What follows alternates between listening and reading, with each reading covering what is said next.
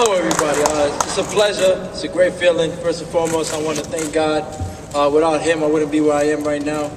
I'm very happy with my performance. Abregu is a tough guy. He got that knockout power, but I stayed focused throughout the whole fight. It was amazing. I want to thank HBO, of course, and Golden Boy and the other promoters that was involved in this. It's a beautiful card, and I'm just excited for what's next. You know, I've been boxing since I was 8 years old. You know, and I'm 26 now. It's 18 years in. I knew I can do this. I really did. But I take nothing from Abregu. He's a tough fighter. He got the power, but I'm ready for what's next. I'm ready for bigger and better things. And with God, I know I would get there.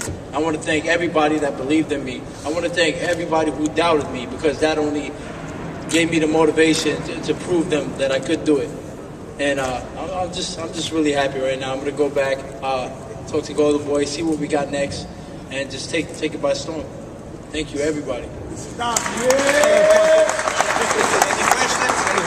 Sadam, do you think with this performance, being as though it was so dominant, I mean, ultimately you did better than Bradley beating Abregu, which was certainly lost. Does that put you in the category where you can't get a fight because the guys may be a little bit intimidated getting in the ring with you? Honestly, I never seen people run away from fighting me, really, so I don't see that happening. But you know, I went out there, I did what I had to do, and honestly, I feel I could do even better. But what's next for me, I'm not sure, but we'll see.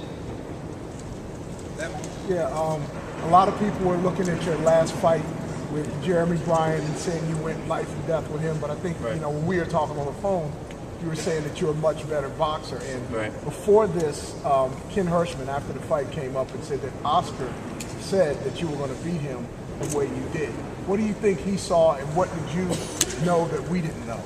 I take nothing away from Brian, but for that fight, like I said before, I felt weak because I was fasting for Ramadan.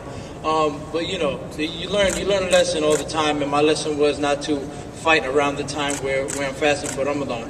But De La Hoya believes in me. You know, he knows what I can do, and I just went out there and I did it. Talk about the history of Brooklyn fighters that you were talking about before this. How much just right down the road from there? It's a motivation, you know, just watching the Brooklyn guys come up, you know. But if you put your mind and your time into it, it's like Paulie does. Put your mind and your time into it, you can do it. You know, Paulie was in my ear giving me good advice. That helped also. What did Paulie tell you? Oh, I think Len had one more question. What did Paulie tell you? What kind of stuff? He was telling me to stay focused. Even coming out to the ring. You know, don't let all the fans and everybody make you lose your mind and lose on what you got to do in that ring. And you know what? That really helped me, because it does take your focus off when you got everybody cheering for you, and you know, with the music playing and everything. So you know, I just stuck to the game plan, and it just kept going. Sadam, congrats on a great performance tonight. You know, fighters talk about if you go for the knockout, if you look for the knockout, that's when it doesn't come. Yeah. Was tonight an example of letting the knockout come and just fighting the fight? For sure. I mean, because we've seen Abregu in fights. We've seen him get clipped very hard and always get up. You know, so the knockout wasn't what I was looking for. I thought if it came, but I prepared for 10 rounds. So I was trying to win round by round, and it came. It was a beautiful feeling. Did you sense him weakening before you put him away? Well, I seen he was hurt. I didn't think he was weakening out, but I just stayed on him. And, you know, the referee called the fight. Thank you.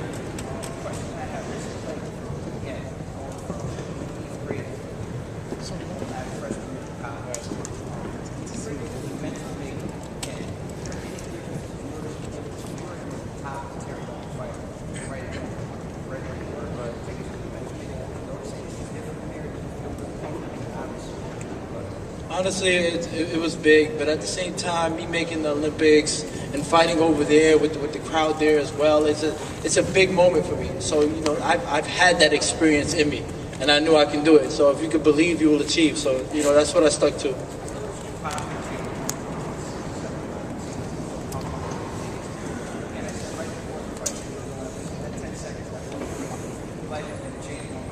Right.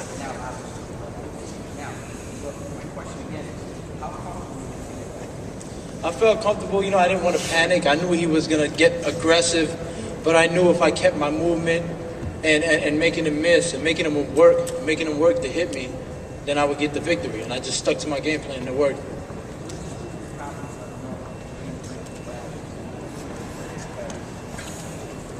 Well, my confidence definitely built. I've always had confidence. I always know I can do it, but just seeing it happen builds more confidence, and I'm just ready for what's next.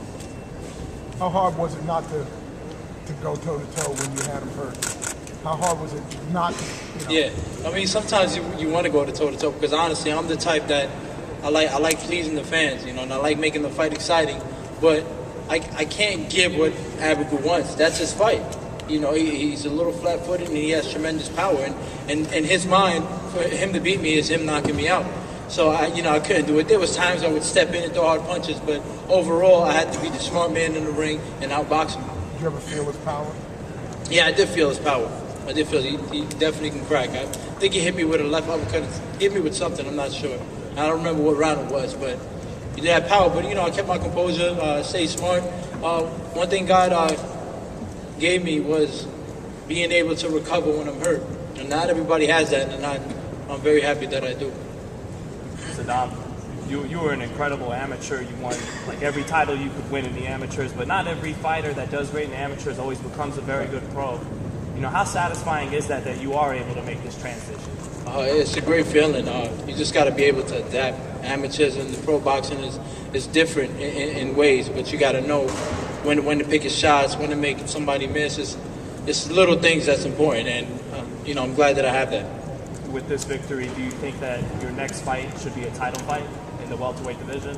I don't know. I got to go back to the scoring board and see what Golden Boy has for me. It could be a title fight. It could not be.